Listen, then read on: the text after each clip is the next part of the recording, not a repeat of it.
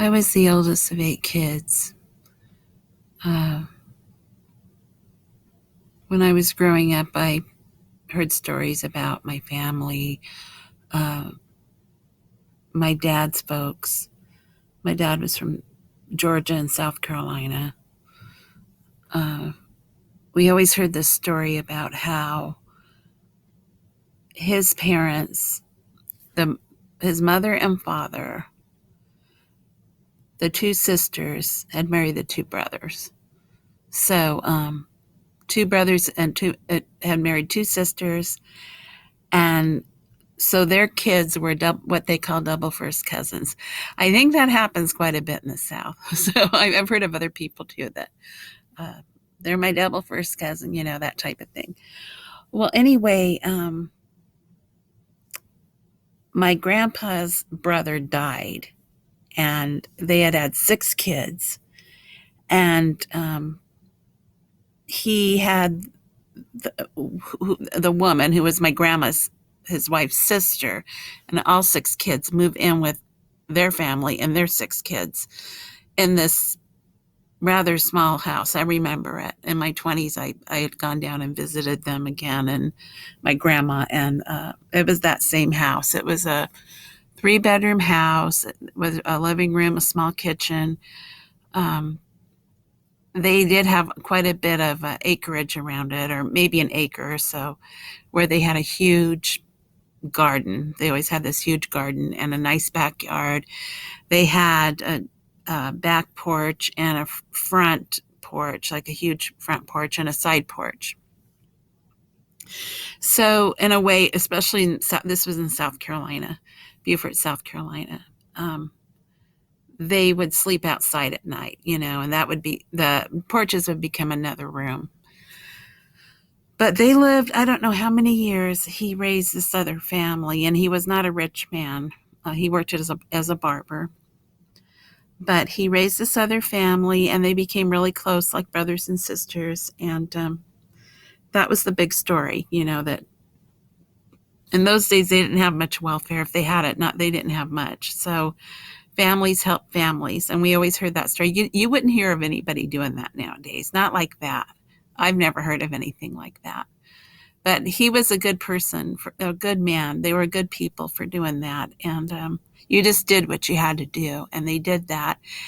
And as I say, they grew a lot of their own food. And I do remember I think he passed away when I was 9 or 10 years old. We were living in Colorado Springs at that time. But as a young child, I had lived in South Carolina for a while. My dad was stationed there. I guess he tried to be around his family for a while. And I knew that grandfather. And I remember him going fishing all the time. So that was another way that they supported all those kids and the family, is he would go fishing. If not every day, it seemed like constantly. He loved it. That was his hobby, but it also brought in food. And so I always heard that story. And I always think, wow, I can't see anybody doing that nowadays. But they could do it because they did have a way of growing some of their own food and living off the land. And he had his fishing. So that's something to remember. What were the conditions that enabled them to be able to do that? So that's what it was. And later on, I do still keep in touch with some of my relatives down there that I'm not super close to any of them, but one of my relatives, she's the daughter of one of the double first cousins of my dad, and she was Miss Wheelchair Georgia. Miss Wheelchair Georgia, I forget what year, but several years ago. Her name is Tammy Martin, and a remarkable woman, young woman. She got in a car accident when she was younger, and became a paraplegic. But that didn't stop her one bit. And she did some online dating, started talking to this guy from Australia, decided to go meet him, flew to Australia. She forgot to tell him that she was in a wheelchair. I mean, he was interested in her enough that he wanted her to come out to Australia and visit him. So she did. Of course, as soon as she got off the plane, he realized that she was in a wheelchair, but it seemed to have make no difference to them, and they got married. And this is, I think, they've been married over 10 years, and they seem to be very happily married. So um, kudos to you, Tammy. So there's that story in my family. And then even on my mother's side of the family, we lived with those grandparents. They also lived in this everybody had smaller homes in those days, unless you were very, very wealthy. Their small home. We lived, when my mom had 3 kids at 1 year, and then the next year she had 4 kids. My dad was always going on these training things in the Air Force or whatever, and we stayed with them for a couple of years in a row, and I enjoyed it. I remember I really loved those grandparents, and how giving they were too. So both sets of my grandparents were wonderful people. So I have those memories. But again, the thing is, they didn't have big homes, but they opened their homes to their families, and tried to help their families as much as possible. Then as I grew older, I think it was we were living in San Bernardino in 1963, and it was during my lunch hour. I was eating my lunch, and the principal, the secretary said something over the intercom about the big announcement, and the principal said, "Children, we're sending you home early today because the president has been shot." That was President Kennedy. I was 7 years old, and I remember crying. I remember starting to cry, and I was saying, I knew sometimes people would get shot. That doesn't mean they died. So I was asking if he died. At that point, nobody knew. By the time I got home, my mother told me that he had died, and I remember talking about to my little friend across the street about how sad it was, and we both agreed there was like a heavy cloud over everything. And then I remember seeing that of Jack Ruby shooting Lee Harvey Oswald, and even as a child, I thought, this is so bizarre. And we felt everything. Being a kid, you don't really understand everything that's going on, but you feel it. You feel the atmosphere, and it was very sad, and all that. So anybody that was aware, old enough to be aware of what was going on, they do remember that day very well. Then eventually, my mom would have kids. It seemed like some kids were born every year, and I was the oldest. And as I say, she ended up having 8 kids, and I would help her a lot. It wasn't always easy. My dad, as the years went on, he would have struggle with a drinking problem. At first, it wasn't too bad. It got worse and worse, and it was quite. There would be a lot of fighting, and not too much physical violence. A couple incidences of that, but mostly just arguing. A lot of fighting, fighting, that sort of thing. So not every day, but it would happen. And another thing I remember about those days is that he seemed to be gone a lot for some reason, but when he was around, we had the one TV, like a lot of people did. We had one TV, and of course, when Dad was home, we would all watch whatever he wanted to watch, which that was fine. That's what we did. And I didn't mind. I kind of felt like I liked to watch whatever he wanted to watch. And I think, looking back on it, that's the only time I ever bonded with him very much. I'd just sit there and watch TV with him. I mean, when I think back on it, that's why I liked it too, because I was kind of bonding with my father, and he was the old school guy that didn't really express his thoughts or feelings too much. And He might say something here and there, but that was dad time, just watching TV with him. So I have those memories. And then eventually he retired from the Air Force, and he did his 20 years, and we moved to Kennewick, Washington, Tri-Cities, Washington. It's another group of cities in eastern Washington, and it was close to where my grandparents lived. My mother had a big influence on that decision because she was kind of wondering if she was even going to stay with my dad. But what do you do when you have all those kids? And that's a big decision to make. So anyway, they stayed together for several more years, and we lived in another smaller type home, a 3-bedroom home. There were then 5 girls and 3 boys, and so the 5 girls had 1 bedroom. We had bunk beds.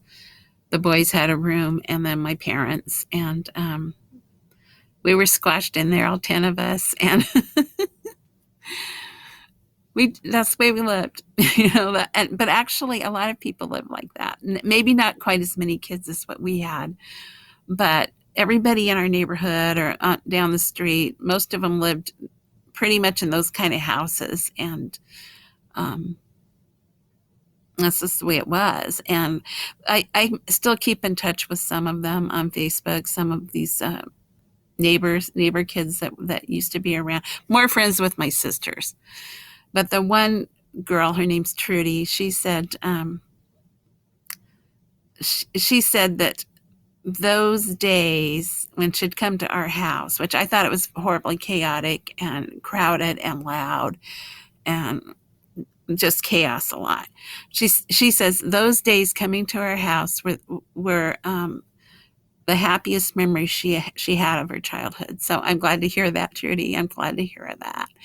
But I have to say, my mom, when my dad wasn't around, my mom would let us rock out, like turn up the music and dance, and she would dance with us. And my dad was a classical music guy, and he hated rock and roll. And my mom liked a whole variety of music, and so would rock out and dance and have fun. And the neighbor kids would come over and would dance and have fun. And so I can see where she might feel that way, that those were the happiest times in her childhood, happiest time in her childhood. As time went on for me, though, I became a little more, I started hanging out with some kids that weren't, I wouldn't say they were the worst kids in the world, but, well, first of all, in middle school, I went to a Catholic school. And my grandparents paid for us to go to the Catholic school, all we kids. And I was happy I could go there because I wore a uniform and I didn't have to worry about, we didn't have enough money to buy some nice clothes. And when you're a girl, you really, especially when you start getting into junior high or middle school, you want to look a certain way. And I wouldn't have any clothes really. We were too poor for that. So thanks to my grandparents, I went to the Catholic school and just had a uniform, so I didn't have to worry about my wardrobe. So I went there in the 7th and 8th grade, and then high school after that, which I went to a hippie type high school that was a modular scheduled school where I would have a class at 8 in the morning and maybe a class at 2 o'clock. Well, that didn't work for someone like me. So a lot of the time I would just not ever go back to school. And I started hanging out with these kids that were, like I said, probably not the worst kids in the world, but they were kids that weren't dedicated to their schoolwork. Let's put it that way. And, I started going to these, hanging out with them, going to their little parties. And, I'd take a toke off a joint when they'd pass it around. I never got into really hard drugs. I was afraid of it. But, it was like a lot of people of my generation. I, experimented a little bit with drugs. Amphetamines and marijuana, basically. I was afraid of psychedelics, and I don't even know if they had cocaine around at that time, at least not the people I knew, the people I were around. So that's that then. That's that, that is not good, but that's what happened. And then when I was around 16, A couple of my friends, we were probably the same as socioeconomic level. Um, they found out about this program. It was called Upward Bound. You'd go every summer to this program if you were accepted. And we got accepted, even though we were white. It was designed primarily for minority students. Um, but because we were low income, if our school counselor approved of us going into it, there was a chance we could be included into the program, even though we were white. So I did go to with my mother. I wanted to go because my friends were going, and it was in Moses Lake, Washington, and it sounded like it might be fun and something I wanted to do. For some reason, I wanted to do it. I guess because my friends were doing it. So my mother took me into we went to talk to the counselor and have him fill out the paperwork, and he said that he did not think that I should be allowed to go in the program because I was too irresponsible and I didn't show up for my classes and so on and so forth. And because he said that, that's what got me in. So I was an at-risk youth that was accepted into the Upward Bound program. And I went there 2 summers in a row, and it was one of the best things that ever happened to me. My brother, the one that's next to me in age, he also got accepted. So I consider it one of the best things that ever happened to me. And why was it so great? Because they gave me attention. They believed in me. I mean, and all the kids that were in there, they would give us a lot of motivational speeches, a lot of encouragement. You can do it. You can do it. You know, you're good at this. Look at that. You know, really motivating us. Another thing that happened in the program is I've never been that much of a racist, but any racism any residue of racism I still had kind of was disappeared being in the Upward Bound program. The white people were a minority. It was mostly Mexican, Native American, and then some blacks. And you would feel a little bit of reverse racism as a white person, not too bad. And then as time went on, we were all one big happy family, and we got close to each other, and it was great. On all different levels, that program really made an impact on my life. So I'm thankful for that. So so time went on, and how did all these things inform my well, I just want to say one more thing about this is a big point that I want to make here. I'm trying to unite this into a theme, like how that informed my politics.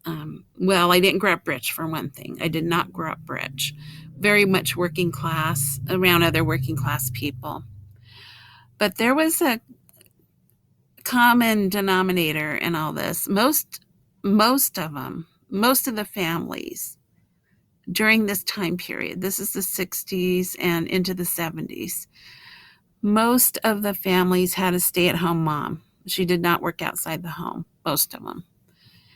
And the father would be any kind of job, you know, like one guy, he was the manager of a Walgreens. But they made enough money to support the family with the mother staying in the home. And maybe they weren't rich, you know, like, and we were, I think if we wouldn't have there wouldn't have been as many kids, perhaps we would have been as good as these other families. So we had so many kids, you know, that was part of the problem. But we got by, you know. Sometimes we were hungry. There were times where I remember there wasn't much to eat. There were maybe some potatoes, or it seemed like we always had macaroni or potatoes, or maybe not super nutritious food always, but which it was humiliating sometimes too, because I remember one time I did have an aunt that was kind of well off, and she owned acreage, a small farm, and my mom wanted us to get some fresh fruits. So she said, you can come over here and get some apple. We have some apples in the backyard. Well, what happened was we went in the backyard, and she said, well, you can just pick up those apples off the ground. It was just burned in my mind. I never can forget it. I felt so humiliated for my mother, not for me so much. I was 12 years old at the time, but that she was kind of standing there gloating over us, I felt, or over my mother, and said, you can just pick them off the ground. And my mother did, just so we'd have some fresh fruit. And I later found out that this aunt was very jealous of my mother. My mother was a very beautiful woman her whole life, even as an old lady. And there was a lot of jealousy there, but that was very humiliating for my wonderful mother, and something I never forgot. I'm hoping that I have forgiven my aunt, but I have to say that those are some of the things that you go through when you don't have enough, that you can feel very humiliated. And I know my mother did, but because she loved her kids, she was picking those apples off the ground for them. And anyway, I forgive you, Auntie. I'm still trying to forgive you anyway. But as I was saying, that's one of the things I really remember. And I did hear this guy talking online about that too, because nobody ever talks about it. That the money was different back then, the value of the money and no, we didn't have all these electronics. Yes, most people just had one TV, one car. Some people had two cars, but that was quite common. You'd have the one TV, the one car. And the man would work, and most of the time the woman could be at home with the kids. And you didn't have a lot, but you lived in this little house, but you would own your own house. It would be a small house. That's how everybody lived, unless you were, like I say, upper middle class. But you weren't alone. A lot of people live like that, and you had enough. You had enough to live on, basically. And the women could be at home with the children. Things have totally changed now, and I don't understand it. That's why I say I don't say I'm an expert in anything except for maybe hair and makeup. But things have really changed, and not being an economist or an expert in politics and how the economy works, I don't know why, but nobody ever really talks about this very much. But that is something that I very much remember, that things have definitely changed in that way. Now, yes, you have the one good thing about it for women was compared to now, is women can be anything they want, basically. They can be a doctor, lawyer. One of my nieces is a pharmacist, makes really good money. I never would have dreamed of doing anything like that. I thought, well, I'll be a secretary. I wasn't that interested in being a nurse. And then I ended up being a cosmetologist, hairstylist, that was considered, that was pretty good. You just you got some kind of that was considered the profession for women, something like that, But now you can really be a professional and make a good living. But everybody doesn't live that way. There's a lot of people that have a hard time, either they're minimum wage or a little more than minimum wage, and both husband and wife, if they're married, if they get married and stay married, they both have to work to support their however many children they have, and it's very hard, So as I said, I'm no expert, but I know that things have changed in that way. So it's all very complicated. So that also has informed my views on politics, in other words. I don't know what the answer is totally. I think that if in a perfect world, if everyone was able to afford a house and some acreage, like maybe 1 acre even, and be able to grow their food like my grandma in Washington did. They would have this huge garden, and she would can. She'd always put stuff away for the winter. And then her husband, even though I'm a semi-vegetarian actually right now, I mean now in my life, but I'd eat meat if I had to, if it's a matter of survival. But her husband would go out hunting every winter, so or fall, whatever, and he'd always kill some deer and take it to the butcher, and they'd put it in the freezer. And so anyway, my point is both sets of grandparents in a sense lived off the land. That's the whole point I'm making. And I don't remember the grandma in South Carolina canning and doing all that kind of thing, but I guess they had a longer growing season, so they could just go out and pick their tomatoes for a longer period of time, and their fruits and everything.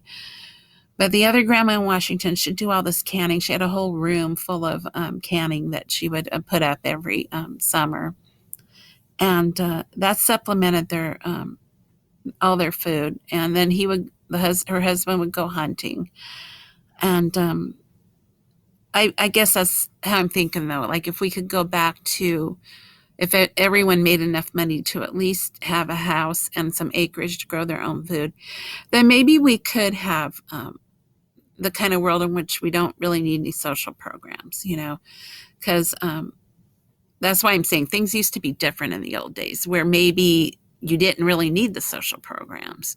People could just grow a lot of their food, and they could, this kind of thing. But now we live in the kind of society where everything's changed. Now we have this, all this automation and robotics, and that's going to take over a lot of the jobs. And even so, unless you're an upper middle class person, and like where I live, I can't even rent my own apartment at the moment. I cut back taking care of my mother and worked really part-time, and she needed a lot of my energy, and I couldn't leave her alone that many days a week. The last 5 years of her life, I was her live-in caregiver, and that was my main job.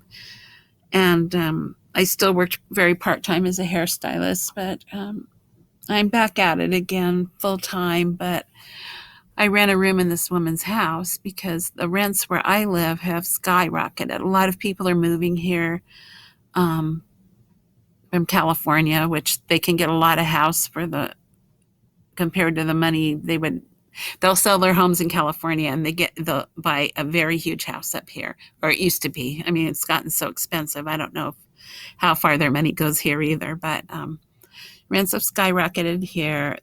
They're also moving to Phoenix, so the rents have skyrocketed there as well. So unless you're making really good money, a lot of people can't even afford to rent an apartment. So that plays into the homeless problem too. People don't want to talk about that. They want to act like it's just, drug addicts and mentally ill people. But no, you can look on YouTube. Look on YouTube if you don't believe me. All the people that live out of their vans, and they tell you how to do it. And I even heard in California, I mean, this is from years ago, that even some of these people that have pretty good jobs, like in the San Francisco area, they live in RVs because it's too expensive to get a place. So, I mean, that's a very extremely expensive place, San Francisco. But this is the new thing too, that people just can't afford to get a home, and that plays into the homeless problem. So, I think people need to research that some more, and I don't know what all the answers are on that either. But there again, maybe that's where we need to still have social programs. And I'm not someone that thinks that people should just stay on welfare. I don't think they should just stay. I think people need to work. It's not good for people not to work. They, even myself, when I was totally laid off, my mom was still alive then, but when COVID first came on the scene and the salon closed down for a couple months, I got bored. I was really itching to get back to work. I mean, I like working. I want to work it for as long as I can, at least part-time. It gives me something to do. It forces me to do something. So, I think it's good for people to work. They shouldn't just sit around, but what kind of work are they going to do? And what kind of money are they going to make? And are they going to be able to afford a place to live? And the poorer we get, the more it can be tempting to be taken over by communism, which I don't believe in communism. I believe in capitalism. I believe in capitalism. I'll tell you how I think on that, because even right now at my income level, I could get on subsidized rent, but I don't want to, because I'm hoping that I have projects I do on the side where I'm hoping to make more money, and I'm hoping that this is my form of capitalism, that I can not have to keep my income low to get on subsidized rent, because I feel motivated by wanting to make more money. It motivates me. And I feel like there's something depressing about just thinking that, and I'll hear this all the time from people too. Oh, I can't work too many more hours because then I'll get kicked off my housing. Who wants to live like that, really? I mean, I will if I have to, for sure, but I really don't want to live that way. I like the idea of capitalism and making my way, even at my age, which, if you did the math, you can figure out how old I am. But, that's how much I do believe in capitalism and working. At the same time, I do believe in a social safety net, and especially for older people, we need to keep having subsidized rent and their Social Security and Medicare. A lot of people aren't even able to work that many hours. I think a lot of them can work part-time. Where I live, there's a lot of older people working at Walmart. Some of them are even in their 80s. It's kind of pitiful in a way. Some of them can barely walk. I'm hoping they're not working too many hours, but God bless them. I mean, they're hanging in there, and it's probably good for them in a way, as long as they don't overdo it. But I see it as being a very complex problem. That's why I'm an independent. That's basically what this podcast is all about. I am an independent because I do believe that we need some kind of social programs. Even that Upward Bound program that I was in was a social program, which helped me quite a bit. I think we should help people, which that's what that was, helping the kids to help themselves. We should have programs to help people to help themselves, if possible. I think my mother, if I remember correctly, when my parents got divorced, she got in the CETA program. I don't know if that exists anymore, but that helped her to brush up on her secretarial skills and helped her to get back in the workforce. Again, helping her to help herself. I definitely believe in those kind of programs. I do think that we probably would have benefited the kids in my family, myself, my siblings, from food stamps. I don't know what the status was on food stamps during that time. It wasn't our fault if our parents didn't manage the money the right way or whatever was going on, but it would have been good if we had a little more nutritious food when I was growing up. These are all complex topics, and so yes, I do believe in capitalism, but I also believe in some social programs. And I don't think I can ever totally be a Republican, but I cannot be a left-wing Democrat either. So that's what I am at the end of the day. I'm just an independent. Thanks for listening.